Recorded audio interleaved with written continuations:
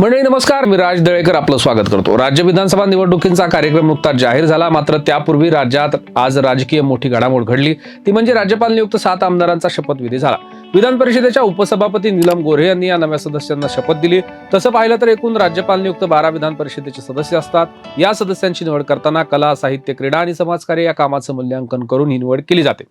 मात्र महायुतीकडून जी 7 सदस्यीय राज्यपाल नियुक्त आज झाली आहेत, त्या नावाचा विचार केल्यास त्यामध्ये कुणीही कलावंत किंवा साहित्यिक असल्याचं दिसत नाही।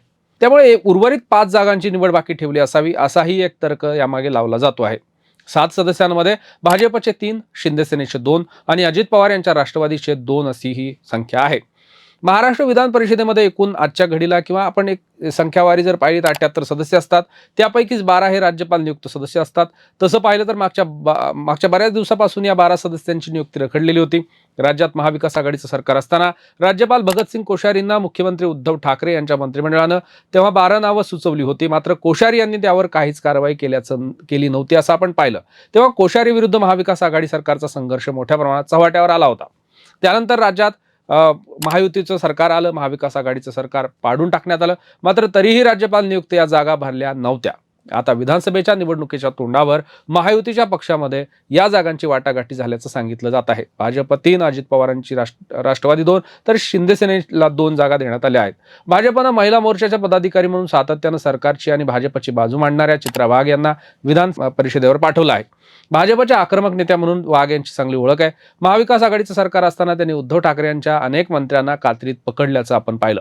चित्रा वाघ या राष्ट्रवादीतून भाजपमध्ये आल्या, नंतर देवेंद्र फडणवीस यांच्या जवळच्या नेत्यांमध्ये त्यांचं नाव गणलं जात होतं। त्यानंतर भाजपचे पक्षाचे आक्रमक पदाधिकारी म्हणून विक्रांत पाटील यांना देखील विधान परिषदेवर पाठवण्यात आलं आहे। विक्रांत पाटील यांना विधान परिषदेवर पाठवण्याचं कारण सांगत असताना पनवेल या विधानसभेच्या मैदानात पाटील जोरदार तयारी करत होते। तशी त्यांची तयारी झाली होती, मात्र पनवेल विधानसभेचे विद्यमान आमदार आहेत भाजपचे प्रशांत ठाकूर। त्यामुळे या मतदारसंघात विक्रांत पाटील यांच्याकडून पुढे चालून किंवा विधानसभेमध्ये बंडखोरी होऊ नये म्हणून त्यांची विधान परिषदेवर सोय करण्यात आल्याचं आता यामागे सांगितलं जात आहे। यानंतर भाजपचे 3रे विधान परिषदेचे सदस्य म्हणजे धर्मगुरू बाबूसिंग महाराज राठोड। बाबूसिंग महाराजांचं बंजारा समाजामध्ये मोठं स्थान आहे। पोहरादेवी इथल्या संस्थांचे ते महंत आहेत। महाराजांच्या नियुक्तीवरून भाजपनं पुन्हा एकदा धक्कातंत्राचा वापर केल्याचं सांगितलं जात आहे। जे नाव कुणाच्या ध्यानी मनीही नव्हतं ते महाराज आज विधान परिषदेचे सदस्य नियुक्त झालेत। महाराजांच्या नियुक्तीमागे राज्यातला बंजारा समाज, त्यासोबतच मायक्रो ओबीसी समाज आपल्याकडे खेचण्यासाठी भाजपने महाराजांना नियुक्ती दिल्याचं यामागे सांगितलं जात आहे। तर असे हे भाजपचे 3 राज्यपाल नियुक्त आज सदस्य झालेले आहेत। मात्र महायुतीच्या इतर 2 आपल्या साथीदारांना प्रत्येकी 2 जागा देण्यात आल्या आहेत।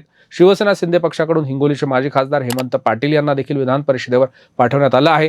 हेमंत पाटलांचं लोकसभेला अगोदर हिंगोली लोकसभेसाठी तिकीट जाहीर करण्यात आलं होतं, मात्र ते पुन्हा कापण्यात आलं होतं। तेव्हा बाबूराव कदम यांना महायुतीने उमेदवारी दिली होती। तेव्हा हेमंत पाटील त्यावेळी नाराज झाल्याचं सांगितलं जात होतं आणि त्यांची समजूत घालण्यासाठी एकनाथ शिंदे यांनी तेव्हा त्यांना शब्द दिल्याचंही सांगितलं जात आहे।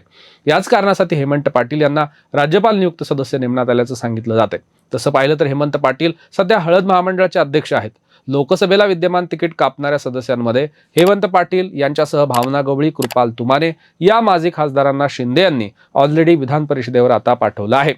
शिंदे सेनेच्या दुसऱ्या नेत्या म्हणजे विधान परिषदेच्याच माजी आमदार मनीषा कायंदे यांना राज्यपाल नियुक्त सदस्य करण्यात आलं आहे। लोकसभेच्या तोंडावर मनीषा कायंदे यांनी ठाकरे गटाला सोडचिठ्ठी देत एकनाथ शिंदे यांची साथ दिली होती।